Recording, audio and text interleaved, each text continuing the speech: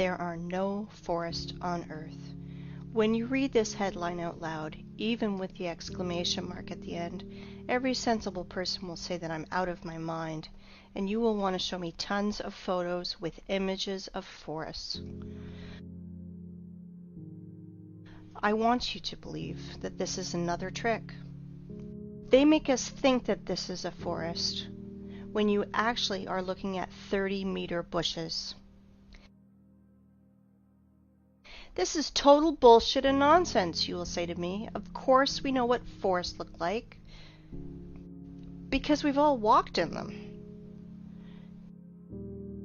Well, I expect that's how you will react, and that's fair, but after watching this video, its headline won't seem so strange to you, because you will reverse your concept of forests by 360 degrees. And now, first things first. We will begin with a well-known picture. Children see 9 dolphins on it, but adults see 2 lovers. A huge difference, don't you think? Try to see dolphins on it and see how hard it is. And that's funny because it's the opposite for kids. There is only one picture, but we see it completely differently. What is more, children and adults can't exchange perceptions. Why is this the case? It is simple. Eyes see the way the Matrix ordered them to, but that's not the way the real world looks. Our eyes become traitors over time. We were blinded while in childhood. The outward world is quite different. We see things through a prism of habit and experience. And this prism distorts everything completely. At 30 years of age, this prism works to protect your mind. And at 40, you could go crazy without this prism. Do you think I'm exaggerating? Look at this photo. I'm claiming that it is from a mesa that was formed from a magmatic melt from the Earth's depths about 200 million years ago. You think I'm out of my mind? Maybe you're out of your mind. You will understand soon. We'll come back to this plot of grass later. For now, remember how we bumped into this old stump. Sometimes humans even try to take photos trying to hug the unhuggable trunk of a tree. But really, think about it. Old trees are a rarity. They are all registered, they are tracked, and are being kept in reserves, like memorials of nature. There is an uproar on the internet about forests. Why all forests in the earth, even in Siberia, are not older than 200 years old? Where are all the giants? It is right that the people are in an uproar about it, but I want to look at the problem from another angle, from the side of the Earth's poles. The thing is that even Soviet biologists found strangeness in the poles, and unnatural amounts of water kept in the ice and snow, and there's an unnatural percentage of carbon dioxide in the world's oceans. This abnormal concentration tells us exactly about a worldwide fire of the past. Using simple math, those scientists come to the conclusion that those fires carried away 99% of the Earth's biosphere.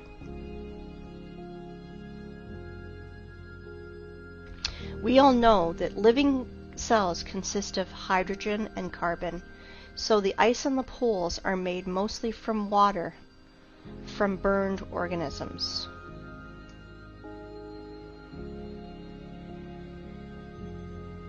And now, think about this number, 99%. It means that everything that now grows, crawls, flies, swims, and runs on the earth is 20,000 times less in volume than before this catastrophe. 20,000 times. To imagine this, look at this picture. This piece of bread is humans, plants, animals. Just this pathetic small piece of bread on this large transport truck represents Earth's biosphere before those times. I hope you understand that today's myth of overpopulation is just pure hoax and nonsense. 100%. But here's the problem. Biologists divided this number between all the continents and only calculated into this figure the dry land, not all the ice and snow that is on the earth. And there's a lot of snow and ice. Fact is fact. But as always, illumination can come suddenly, and stereotypical thinking is to blame.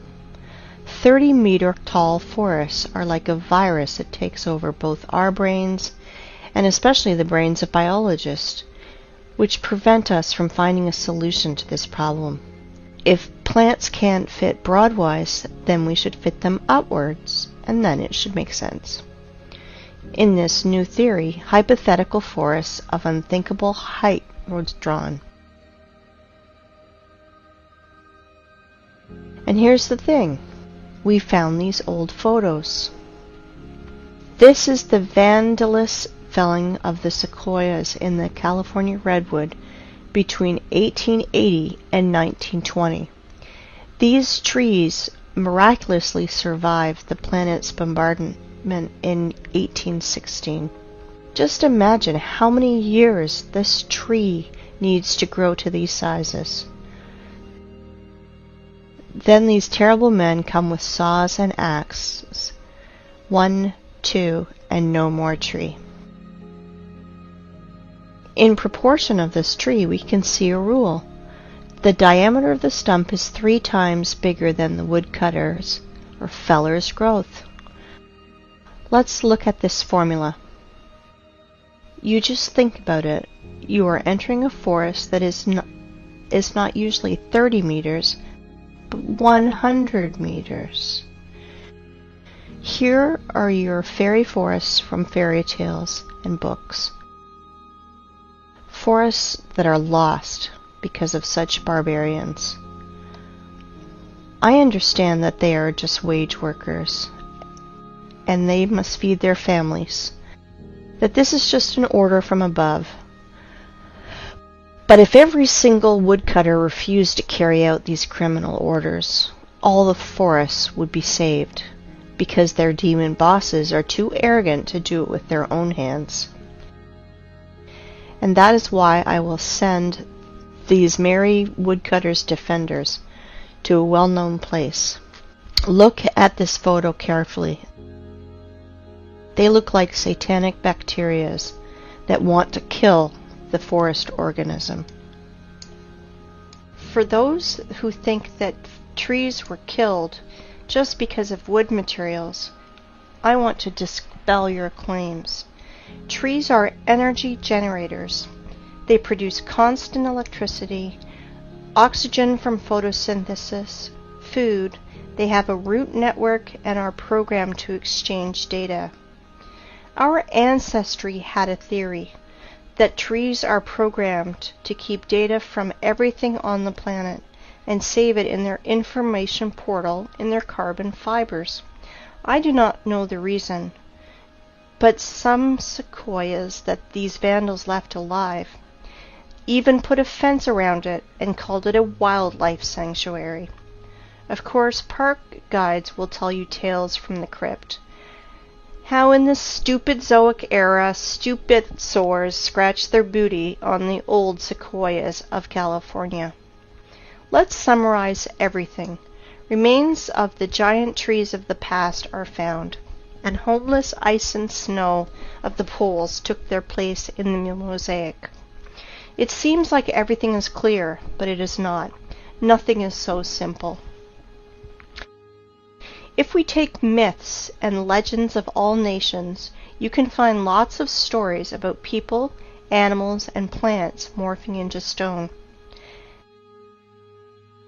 This is normal because paleontologists all over the world dig petrified fossils of humans, animals, and plants. There are so many of them that old museums are overfilled with petrified fossils of clovers, frogs, lizards, pieces of dinosaurs, and so on.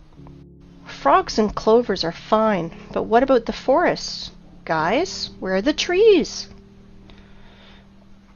Old sequoias of California do not fit here because they are made of carbon. It means they are not related to the Silicon era. Why do I know this? First off, they were cut and sawed by standard instruments. All axes and saws would break if they had to cut silicon. So where are the silicon trees, if those giants from carbon are not related to the Silicon era? Guess what? They were found. Guess where? In the same North America, in Arizona to be precise. Ah, this zone of the Aryans.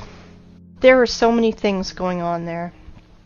The giant quarry that is now called the Grand Canyon. Like one person under the nickname Wake Up Human said, it is an apogee of the cynicism to name Quarry Waste as a national park. It is not a national park. It is just a quarry. And think what the ancient Russian word's root kolo is doing in the opposite part of the world. And the root ra, I won't even mention. Here is the city of Aryans, from which left only the vortex that made Hooligan meteorite 50,000 years ago. That's how Wikipedia is telling us this total bullshit. Oh, and by the way, here are our silicon trees. I wanted to introduce to you the museum under the open sky. Petrified trees here are just scattered in the desert and also fenced. Everyone today can visit this circus called Petrified Forest National Park. In this park, petrified fossils are not common. They are unique. If turtles and frogs were petrified in pale gray boulders, then this trees morphed into semi-precious stones.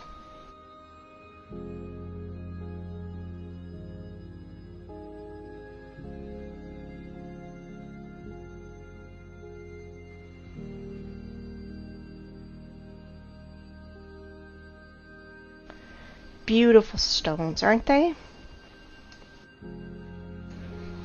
It is time to take stock.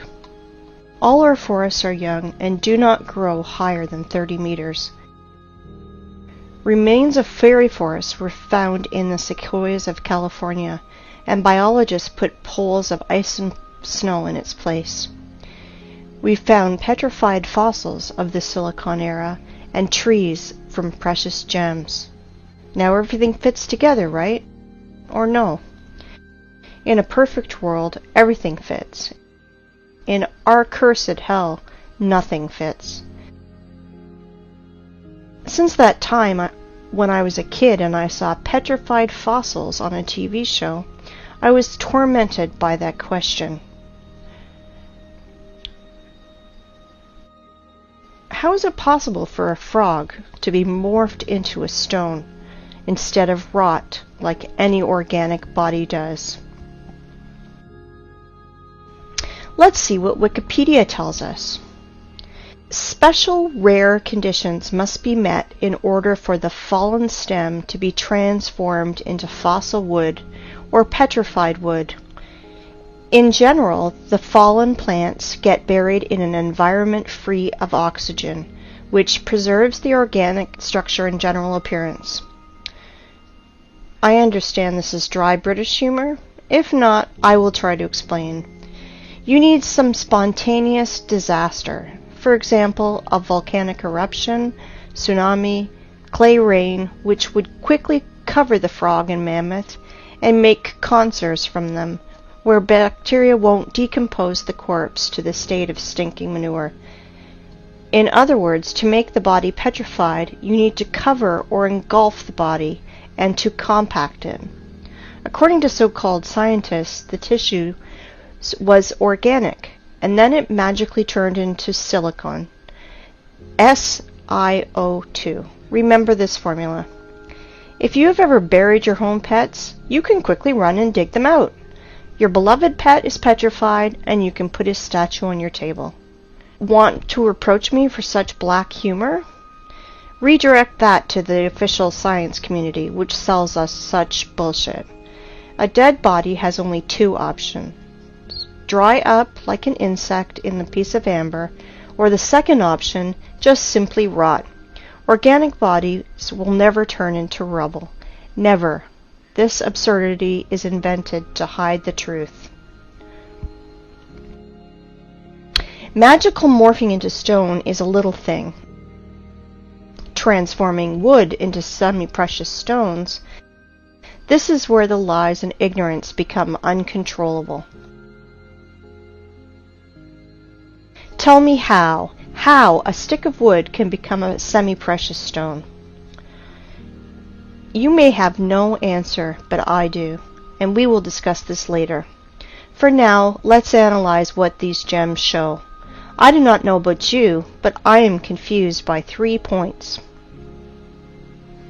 First of all, according to the official story, these trees lost in an unequal battle against a neighbor volcano.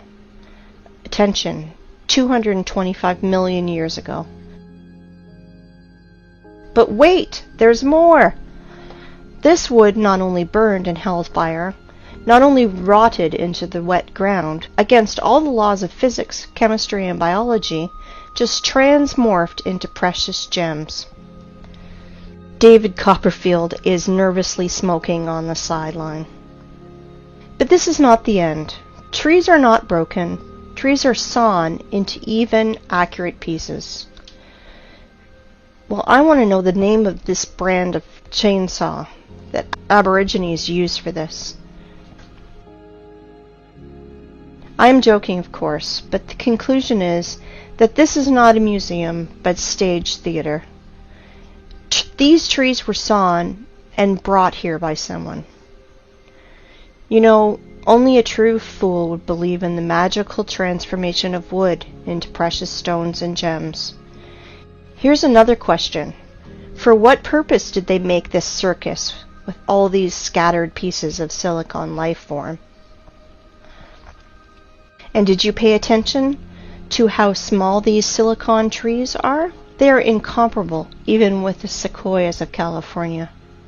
But this one is simple. They are not trees. They are trees' branches, giant silicon trees. And these trees were so big that American sequoias near them look like sticks near the baobab. And while tourists are freaking out over these precious gems, no one is paying attention to the background, because everything is hidden in plain sight. To understand what I'm talking about, let's return to our favorite plot of grass. And I want to ask you, what do you see? A tree stump in the daisies? But I continue. This is mesa that was formed from the magnetic melt from the Earth's depths about 200 million years ago. Do not believe me? And now? Let me introduce to you, this is Devil's Tower, mesa, or so-called laccolith, that was formed from a magnetic melt from the Earth's depths about 200 million years ago. At least that's what Wikipedia tells us. And billions of people believe that this is mesa, laccolith, or a mountain. Really? Let's come closer to our tree stump to look at his fantastically inexplicable columns. Let's look in the Wikipedia ones again. Igneous rock is formed through the cooling and solidification of magma or lava. Really? What a smart magnetic melt! It's just stood still and froze in the appearance of a perfect hexagonal column for 300 meters in the sky. You can synchronize your instruments with these miraculous columns. Were they squeezed out of cream injector, then tied in a bun like a broom, and then a big giant fan blew near to help the columns to curdle faster? Maybe the columns of Parthenon or Isaac's Cathedral were built in the same way. Gentlemen scientists, are you out of your mind writing this garbage? Humans, are you out of your mind believing this garbage? Claiming that this geometrical masterpiece appeared as the result of a lava fountain is the same bullshit as claiming that a racing car appears on the track because of an explosion at a Ferrari factory. Have you ever seen what a fountain of lava looks like? In those times, lava had artificial intelligence. Really?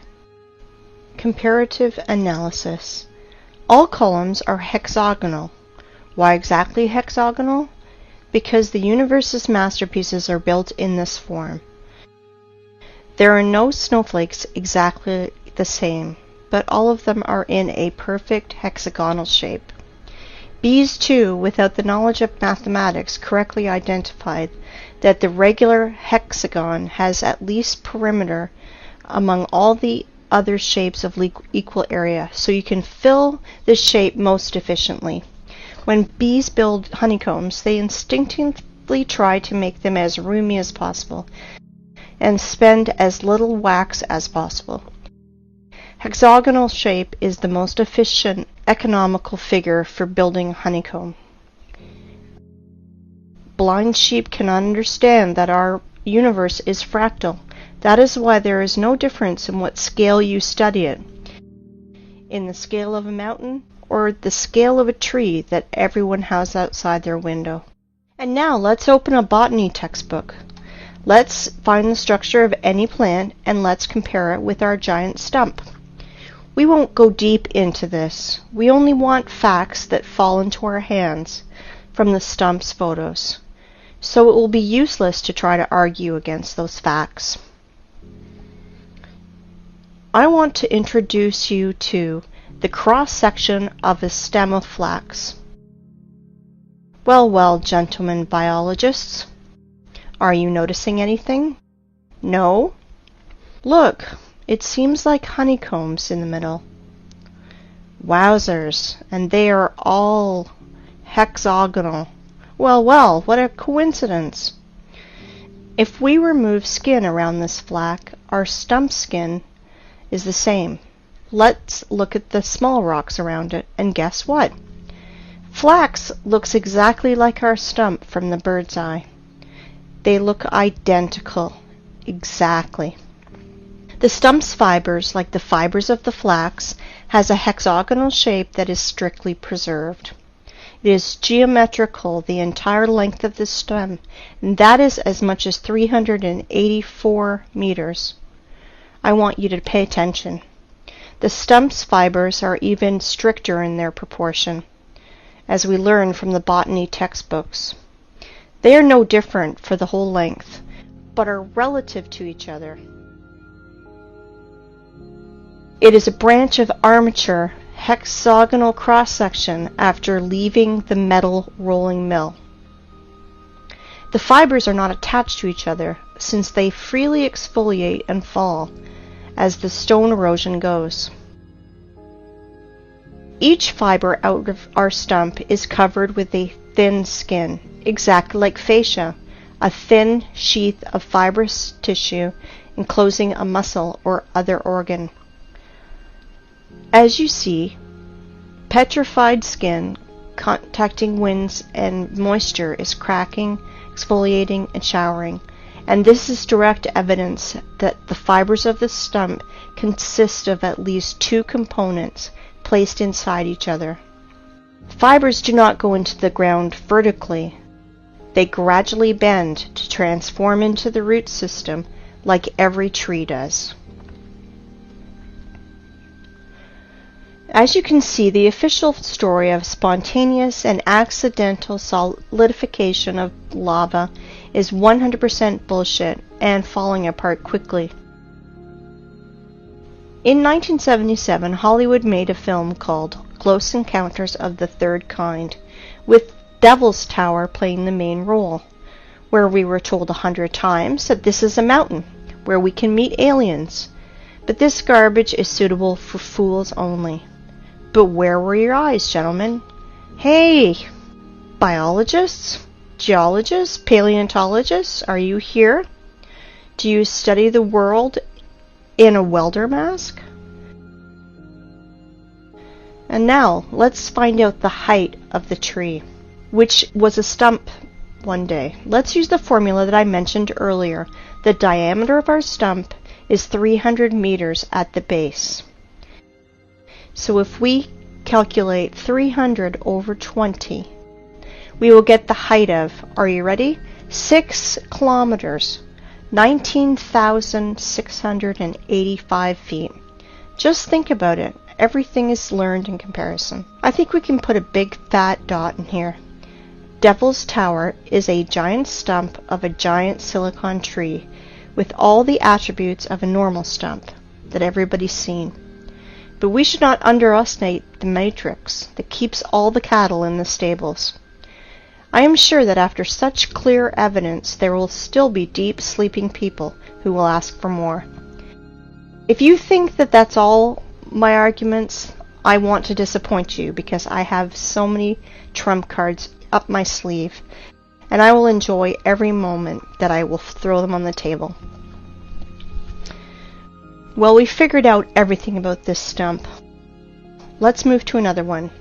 Yes? And you thought that this was the only one? You just need to remove your blinkers and you will see so much. Let me introduce to you Giant's Causeway in Ireland. Notice something familiar? Take a closer look. Again, hexagonal columns.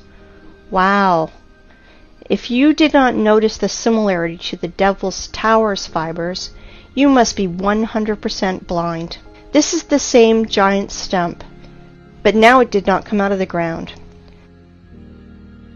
This tree grew right on the sea's shore. The Giant's Causeway consists of almost 40,000 columns of such geometrical proportions that all the bees in the world would be jealous. Of course, all nerds declared it to be a national nature reserve. Like I mentioned before, as one person named Wake Up Human said, it is an apogee of the cynicism to name quarry waste as a national park. In which connection is quarry waste here? I will say later, but guess what the official science bleats about this Irish stump? Giant's Causeway is an area of about 40,000 interlocking basalt columns that result of an ancient volcanic eruption. Volcanic eruption! Please tell me how to stay calm and not erupt in a fountain of swear words in the direction of this science society. It is hard, very hard, but I will try, because our enemies only want us to do it. I have only 2 questions. First of all, how many years was C.C. Campbell in a coma?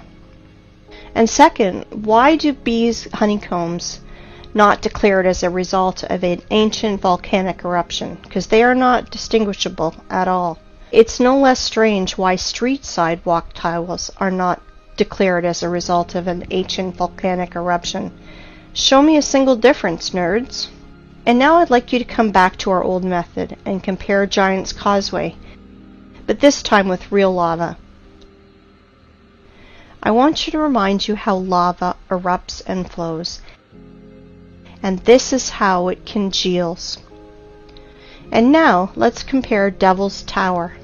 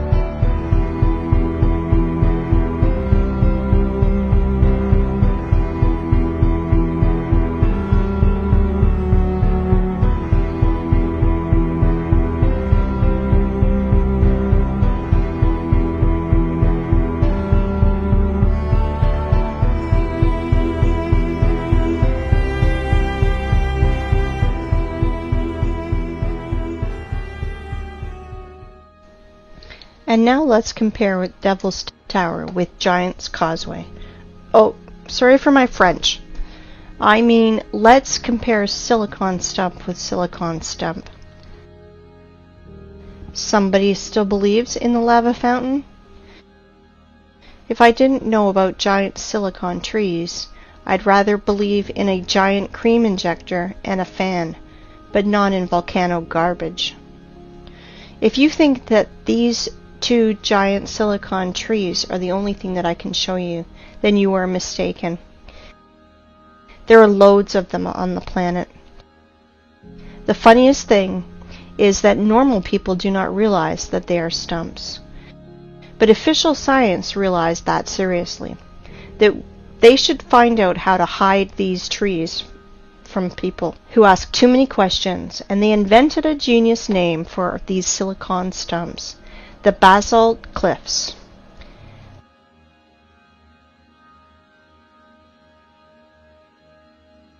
I want you to pay attention to these two pictures, where fibers hang from the ceiling.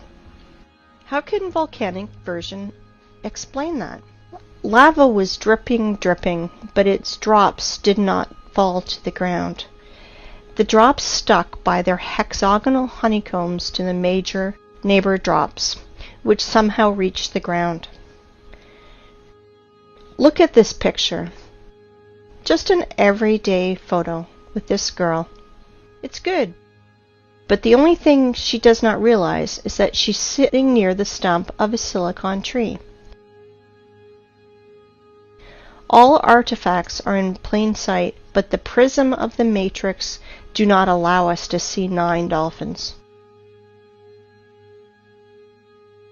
There are tons of silicon stumps in the network. You can research this topic yourself. Google will help you. Let's move forward. I want to introduce to you one more hexagonal miracle of the earth that is of silicon nature. I want to introduce you to the biggest salt lake in the world, Salar de Uyuni in Bolivia. As you can see, not everything is so simple as it is written in textbooks and shown on the Discovery Channel. Our tradition wanted to show you what Wikipedia is telling us about these hexagons. But the fibers of silicon stumps, Wikipedia is changing it a bit. About the hexagonal structure of South American Lake, it is keeping silent, like a fish, like there's none of them. But they are there, absolutely there. You won't believe it, but Wikipedia is not the only thing that's silent. After hours of research, I found nothing about this hexagonal structure. And only in one place I found a single phrase, like, "Look, how interesting this dried and cracked salt." And then I fell into a stupor. First of all, under the blazing sun's rays, every surface cracks like this. But not in hexagonal shape, like honeycombs. Secondly, cracks are deepenings between the fragments of surface, but I see elevations. And this is opposite to the cracks. It looks more like fiber fascia, like the silicon stumps one. And the third thing, why is all the salt surface in exactly a hexagonal shape? If the official story is not a sensible explanation, let me tell you my opinion. As Wake Up Human says, there are no salt lakes, just sludge settling tanks. I agree with him, but this is not the case. And here's why. I think that you've already realized that honeycomb's hexagonal shape is an attribute that belongs exclusively to living organisms. Either is the possession of a queen bee, snowflake structure, or plant's fiber. As we see with our own eyes, Salar de Uyuni is not just a giant layer of salt. It was a living being of the silicone form of life, which was scraped out by the adepts of technocracy by their machines. Now you understand how far we are from reality? If we can't even imagine a giant tree, then how can we imagine a creature from salt, 10,000 kilometers wide? Then the height is impossible to imagine. Now you understand that 7,500 years ago, our planet was so fantastic, fabulous, and beautiful that Cameron with his avatar is a poor substitute. All that is left to us is a desert, which we have turned into a scrapyard. And what I mean by saying scraped out by their machines, well, to be short, while our society was sleeping in this matrix, working 9 to 5 hours a day, doing useless things, dreaming useless dreams, our planet was literally being scraped out, and they are scraping it out now with their giant graders and machines. I will show you later. Well, the theoretical part is over now. It's time for the climax, and we are close to the runway. But before, we should return to our first stump and see one strange thing. I bet you did not notice. We saw many stumps, but this one is special. It has a flat surface on top, which means it was cut down. Yes, exactly, cut or sawed. And now our imagination is asking us, who cut it? For what? What did they cut it with? I will answer this question later. We will put these questions in the background because the stump that was cut is not a single one on the planet. I will tell you even more. Devil's Tower is a small one compared to the others. Boys and girls, our aircraft is ready to fly. Of course. Well, we have no course. We will fly around the planet. Fasten your seatbelts and better hold on to the handrails, because everything you will see will overturn your notion of rocks and mountains. Let's go! While we're flying, let's play a game. Find 10 differences. Though there are only 2 differences, material and size.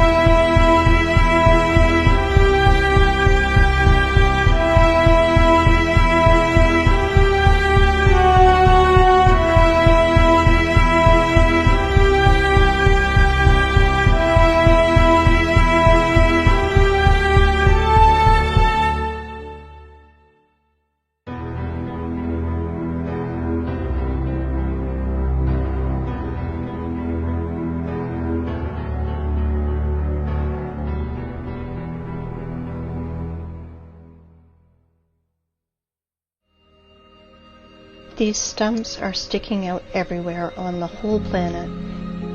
There are hundreds of them. Scientists call them mesas, which means table in Spanish, because they have a flat peak, flat as a table. Well, cool, stumps. And now let's remember the beginning of our conversation. We thought we saw forests and even walked in them. So what does it matter if they are only 30 meters high? Is there a difference? We're pleased with the one we have left. We enjoy its beauty. We are accustomed to these forests, so we don't need another. Then we discovered that the old forest was preserved in the U.S., which is described in fairy tales and myths, giant 100-meter sequoias. This is the picture our mind draws when we hear the words fairy forest. Let's think about the sequoias in California and the prism of matrix forces, otherwise our mind's protectors will melt, because Devil's Tower is actually a 6-kilometer high tree.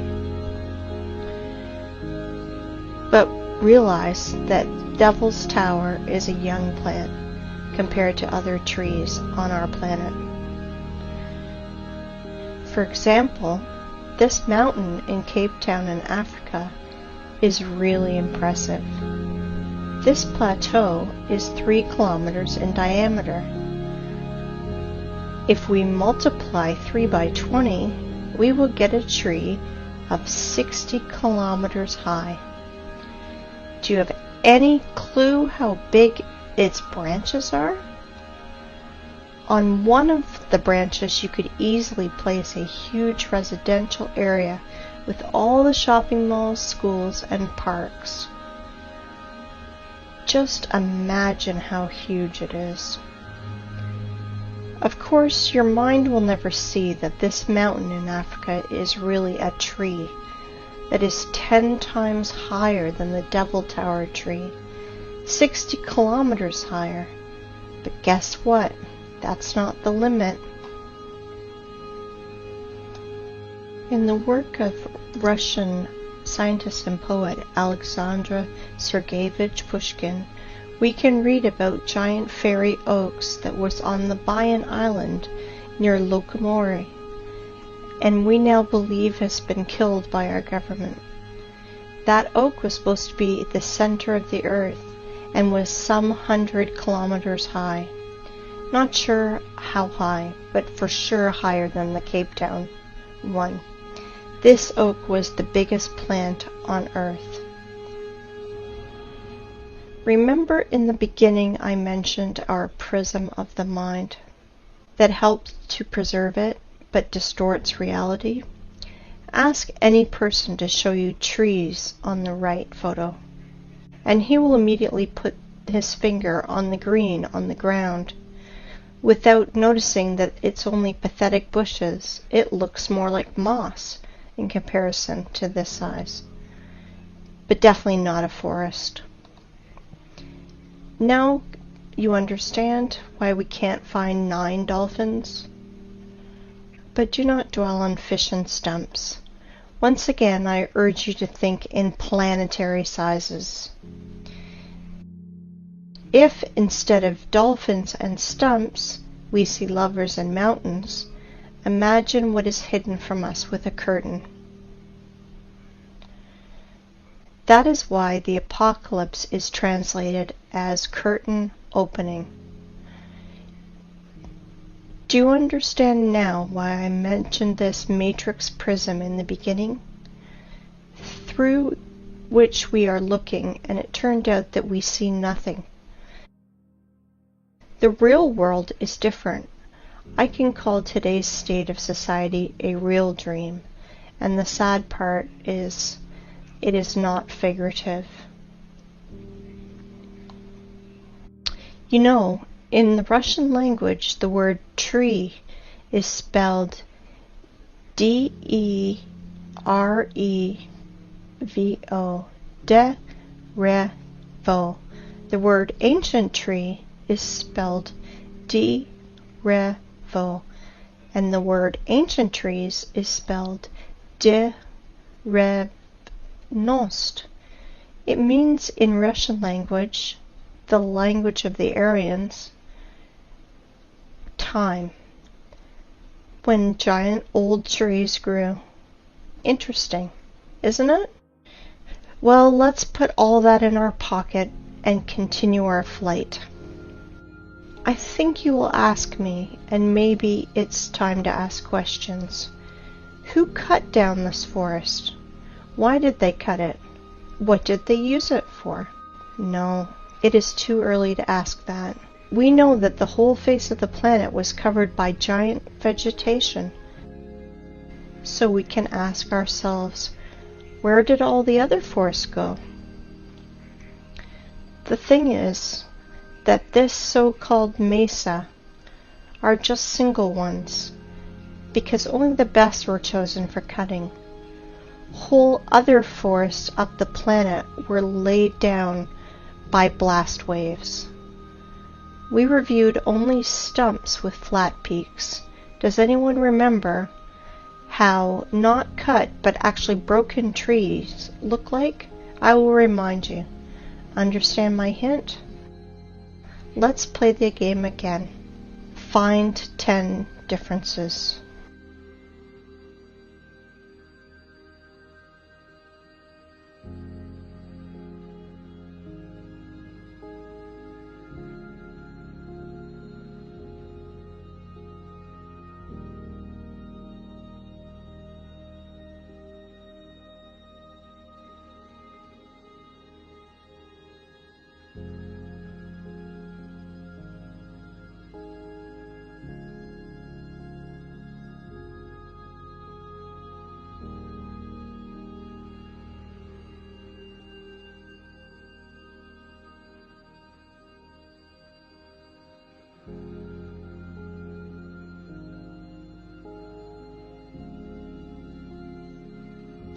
I think you understood the meaning of my words. So I want you to look at the highest stumps of our planet.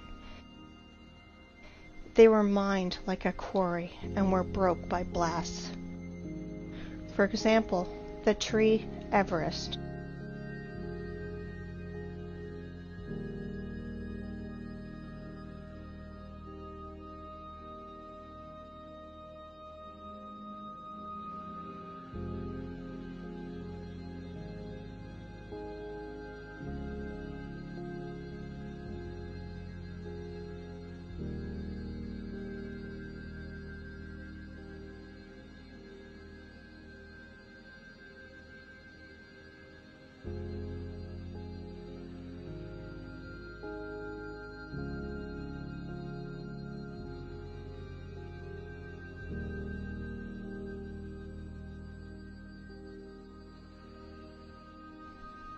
Have you already guessed?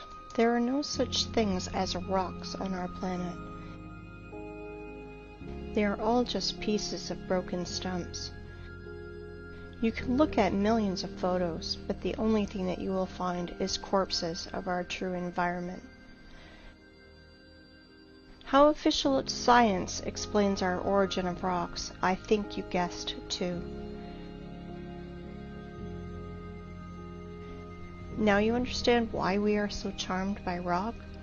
Why are all elite properties placed between rocks?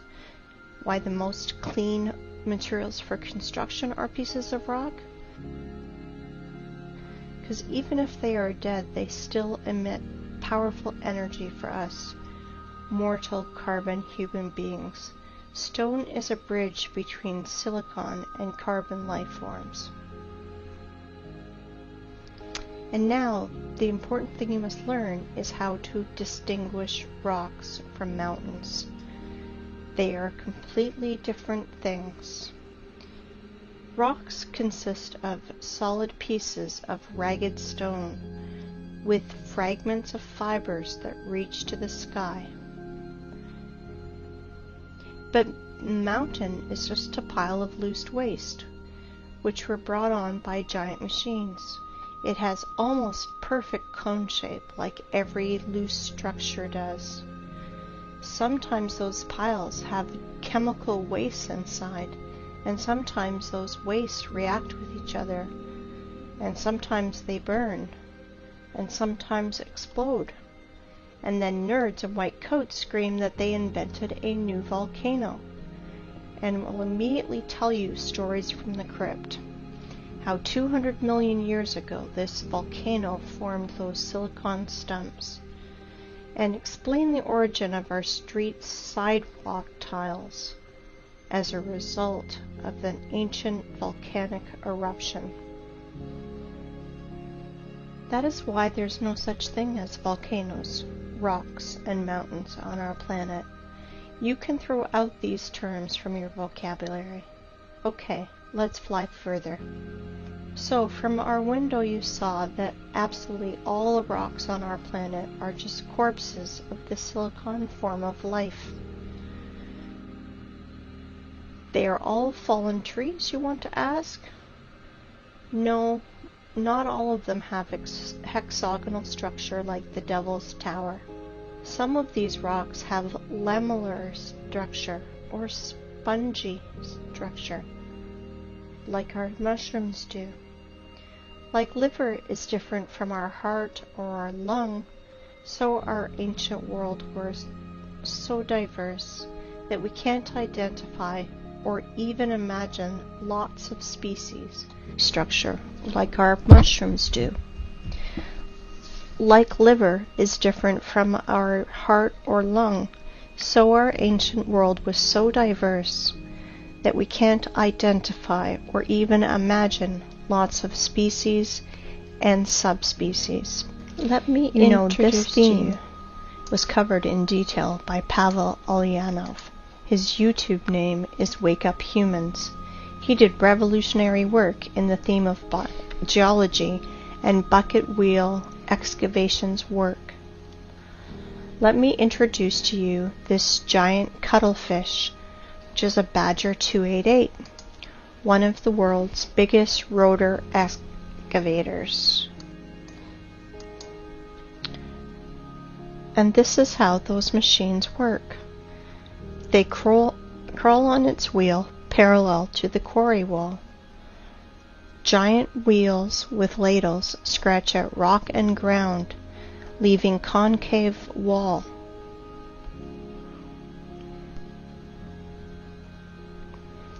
Geologists must be hypnotized in schools while they are students, because why else would they call quarry waste miracle of nature? Like, for example, this cliff in Australia. Want to laugh? If you do not believe in the idiocy of this last stage, just Google wave rock and check the official explanation. 100% unbelievable how people buy into this. Some people will ask which stone was part of the living plant and which not. I want to tell you that at least 7,500 years ago there were no such things as stones. Everything you find now was part of our ecosystem. But then people said they want to be gods themselves, and they screwed everything up.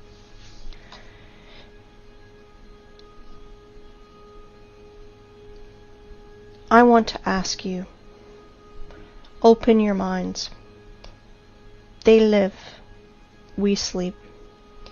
But they not only live, they're also killing our planet. They are doing it right now, while you are watching this. Wake up, humans. You must review all the instruction they gave you in elementary school, middle school, high school. History, geography, geology. Open your mind. I want you to look at these photos. Today we have lots of artifacts which we can't repeat because of certain conditions as the lack of technology, lack of equipment, or specialists, and which are evidence that our civilization is 200 years ago, and before that compared to us was way more developed, and today's society are just kids in the sandbox. Here are some examples. Bubbleovo Bath, 1784 to 1820. Here is what this man that was near it tells us. Sorry for my language, but they are telling us absolute bullshit. That somehow the master made it for 7 years and polished it every day like Papa Carlo. Absolute bullshit. With all my responsibility as a lathe man of 5th level, I declare that this is machine precision. Concave and convex surfaces of this bath, strictly precise, circle on the whole diameter, very accurate spherical surface in the lower part of the bath. Inside the bath on the bottom, the same super accurate concavity of the whole diameter. This product is impossible to do manually, especially to polish. I have the impression that it only yesterday got out of the machine. And the polish is like from Isaac's castle columns. It's impossible to do without high-class and high-speed polishing and grinding instruments. Next one, Alexandrian column, 1834. Weight is 600 tons, 27 meters high, granite. Impossible to do manually without turning this on a lathe machine. This column has the shape of antithesis. It's simply impossible to do manually. Third, Peru Ollantaytambo. Polygonal docking of blocks. Weight is 40 to 120 tons. The level of adjustment you can see for yourself. Blocks are aligned in 3 dimensions. Capella San Severo. Made from a single piece of marble. This is impossible to do without an advanced CNC machine. For the last 50 years, there was nothing even close to the complexity of this execution. Nothing has been done by any sculptor, even with the advanced CNC machine. Marble tombstone on the monumental cemetery Strangolano Museum in Genoa. 6. Stone bridges in Sevastopol. Each polygonal stone of the bridge is essentially a single sculpture. An example of modern work. The stone on the left. By today's standards, it is considered quite acceptable. All cities on this planet were built of stone in the antique style, with pre-designed layouts of streets, avenues, embankments, and so on. All cities had a stone bastion wall. The construction volume, which is often equal to the construction volume of the whole city. Somewhere between 1780 and 1815 we experienced nuclear war. And it is likely not the first time in the world, which resulted in a nuclear winter in 1816. A year without summer. The Anglo-Saxons called it 1800 and froze to death. Here are some screenshots from Google Earth. Photos of nuclear craters in the territories such as Belarus. Such craters are easy to find. White traces around craters are broken limestone, the basic material of that time.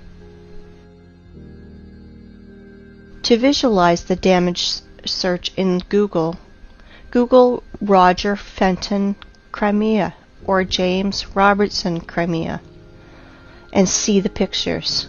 And you will see the photos of these first war photographers that were sent to Crimea in 1853 after the nuclear war to take pictures of the siege of Sevastopol. Compare vegetation then and today. This is an example of a photo of Sevastopol by Fenton. Until the 18th century, houses were built entirely of limestone. for cutting were used advanced machines to make perfect parallelepipeds. Here are some photos of a house in Crimea.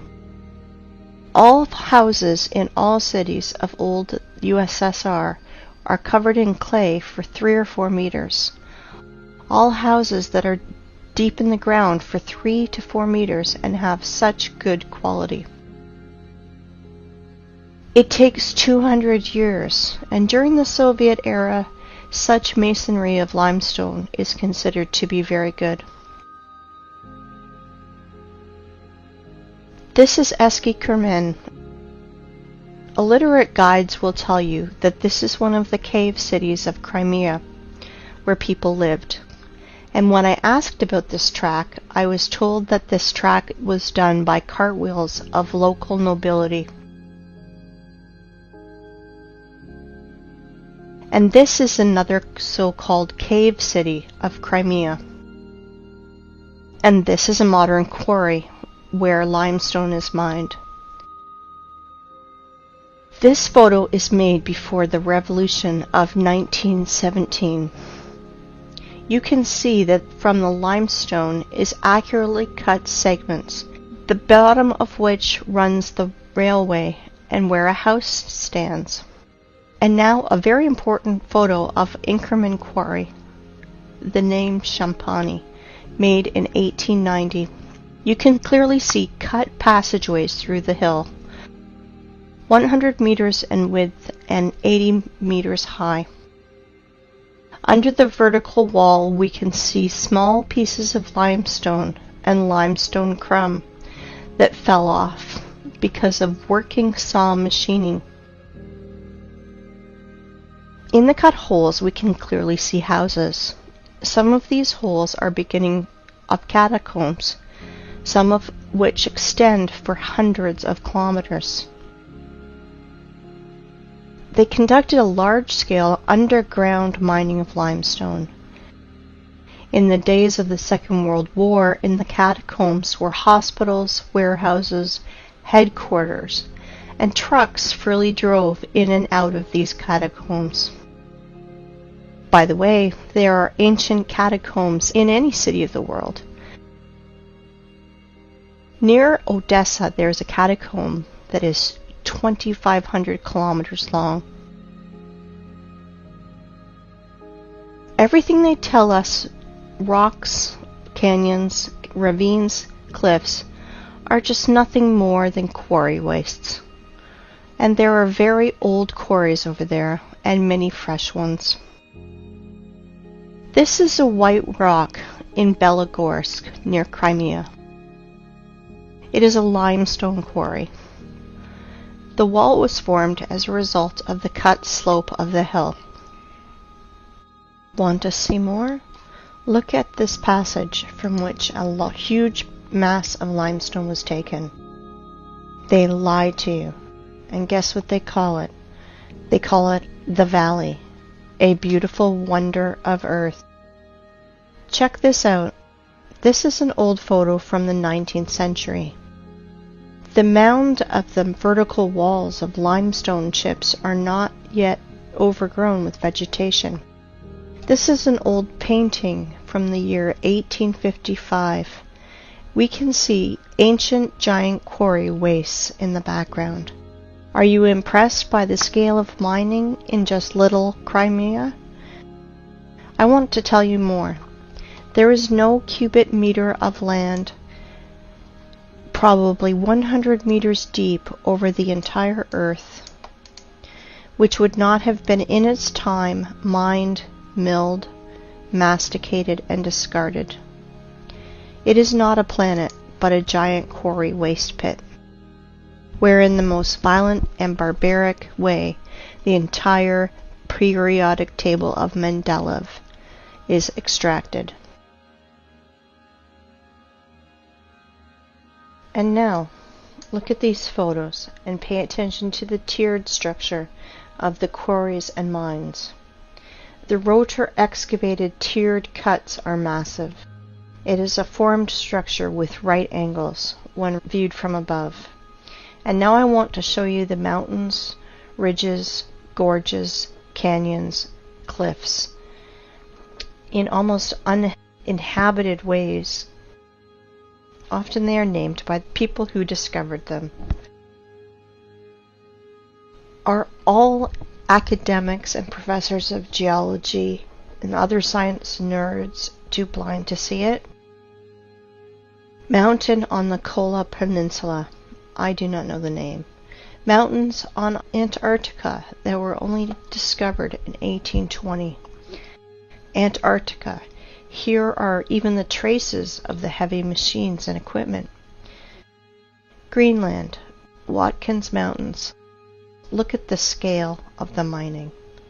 Greenland. The flight from Frankfurt to Los Angeles. Gunbjorn. The highest mountain in Greenland. 3,700 meters. No problem. Almost completely gutted. Svalbard, Norway. Aurora Borealis in the background of quarry waste. Antarctica, Transantarctic Mountains. At the foot, the traces of machines are still visible. Antarctica, Transantarctic Mountains. Quarry systems. Pay attention to the background. Mount Kailash, Tibet.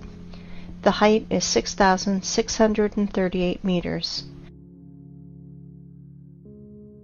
Have you ever seen in our time heavy mining equipment that's raised to such heights? Goblin Valley State Park, Utah, USA. Gloss Mountain State Park, Oklahoma, USA. Grand Canyon, Arizona, USA. It's just a giant quarry, waste, gutted territory.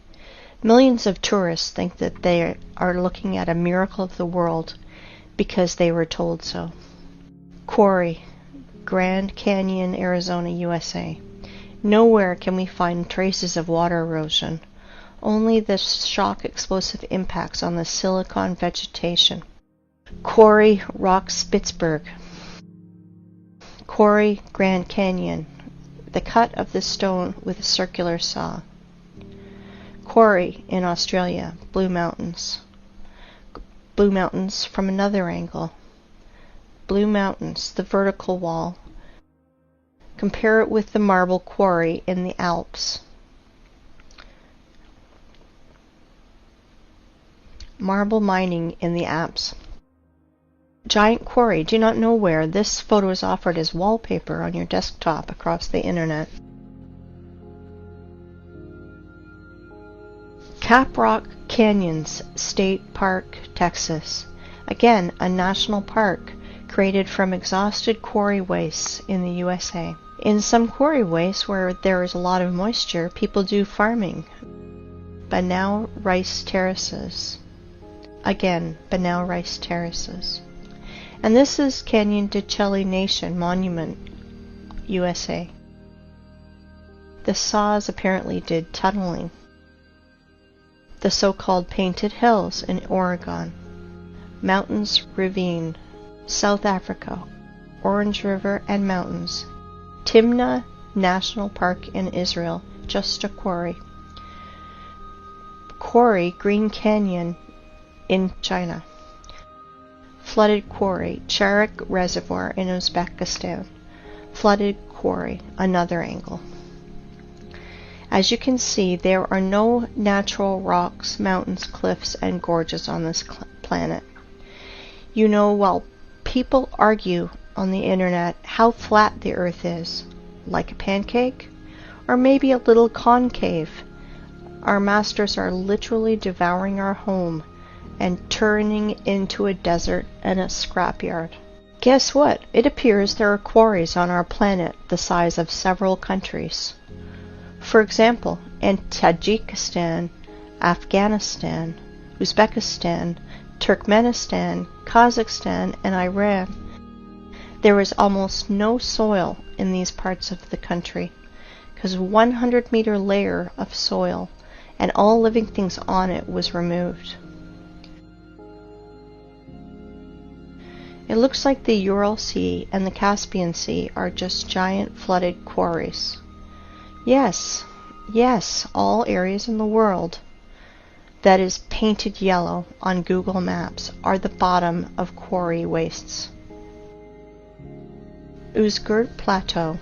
In the middle of the picture is a group of cars. If you fill this quarry with a layer of water 1,500 meters high, you will get an analogy of the Sea of Azov. And this is the Sea Azov, flooded old quarry. The bottom is as smooth as a table on which rotor excavators rolled. The maximum depth is 15 meters.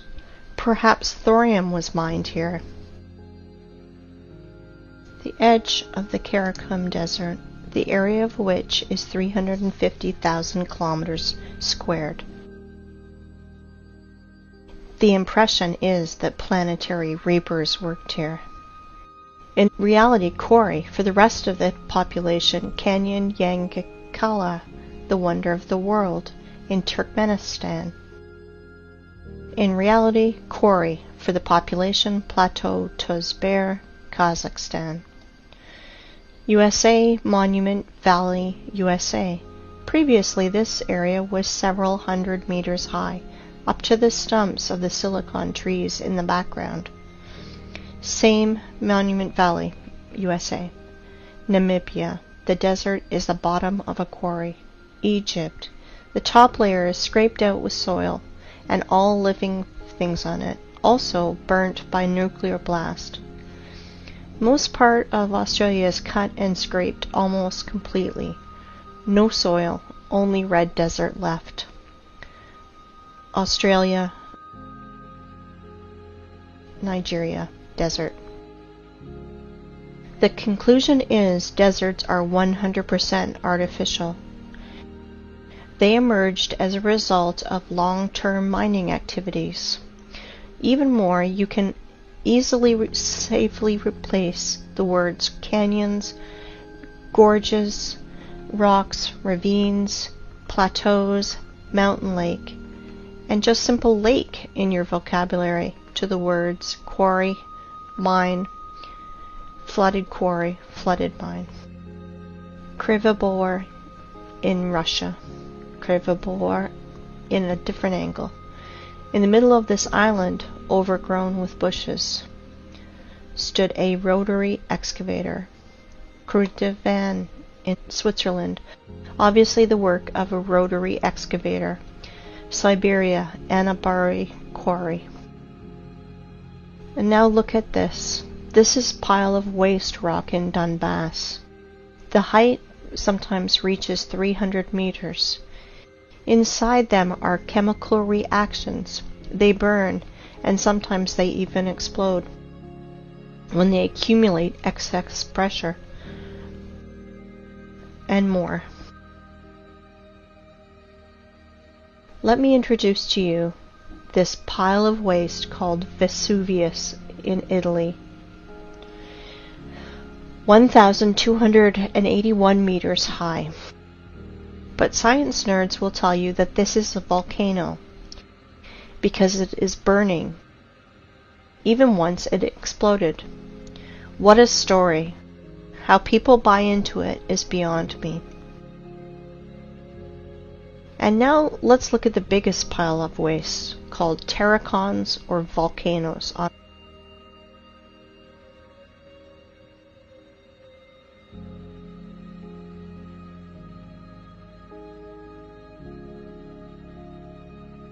This is terracon in Fujiyama in Japan. People, if you think that our masters lie to you, you are still sleeping. If you think that the earth is flat, you are half awakened. We are on a desert and a giant quarry that we are turning into a scrapyard.